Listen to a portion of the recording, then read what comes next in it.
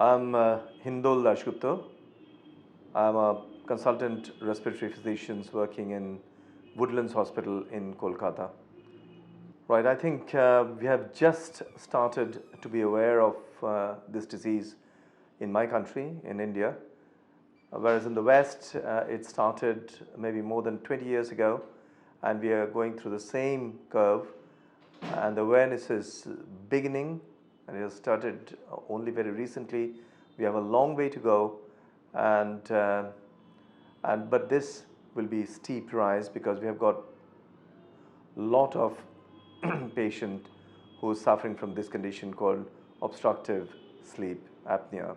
In America, the prevalence of this disease is between 20 and 30% in males and between 10 and 15% in females if our cutoff threshold is 5 events per hour or more.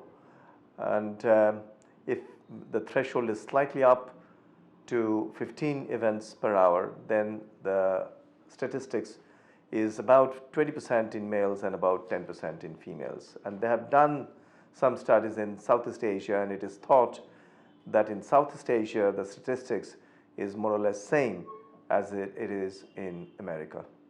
So we have a huge patient population who suffer from this dreadful disease, which has got a lot of health consequences, and we are unaware of them. And so we have to try hard to get the awareness up as quickly as possible. First, the challenge is awareness, and I think public awareness is what the biggest challenge is, in my opinion. And in here, we need everybody's support, the medical fraternity, as well as the government sector. We have to really involve the media, both in print media, the print media and the electronic media. All of them should come across and start educating both the public and the medical fraternity of this dreadful disease. And this is the biggest challenge that we have. Also, we have the challenge of availability of the facility to diagnose this condition, and also the treatment, because the treatment can sometimes be really costly. It is the challenge to convince the patient. It is not the danger just for the patient, but also for the other road users.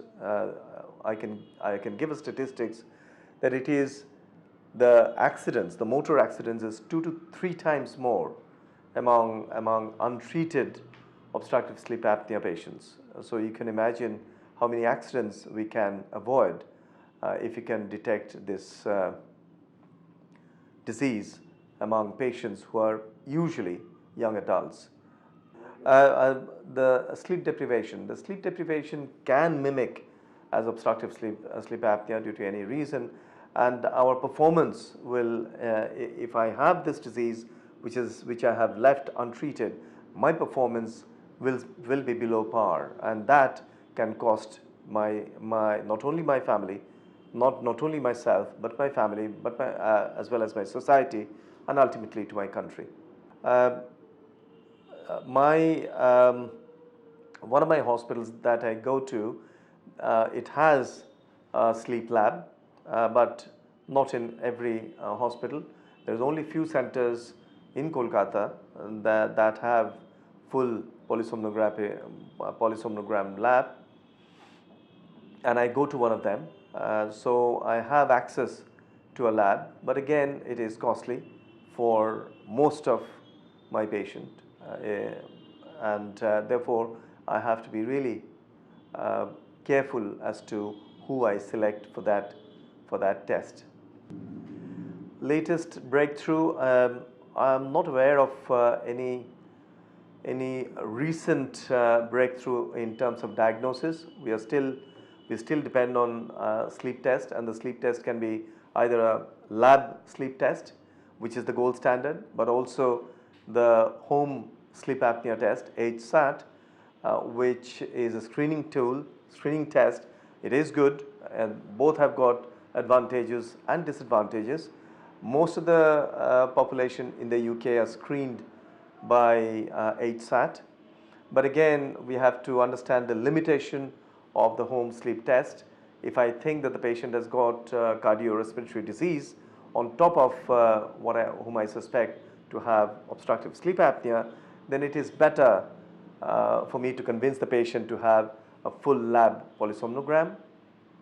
So in the diagnosis, we still haven't got a major breakthrough. In the treatment part, we still are dependent on positive airway pressure by CPAP.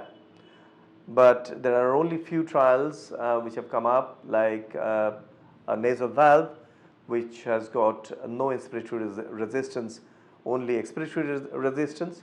But again, they have not been tried in big trials, and so we are waiting. If any of these trials become positive in large randomized control trial, we will get to know, and I'm sure the cost possibly will come down.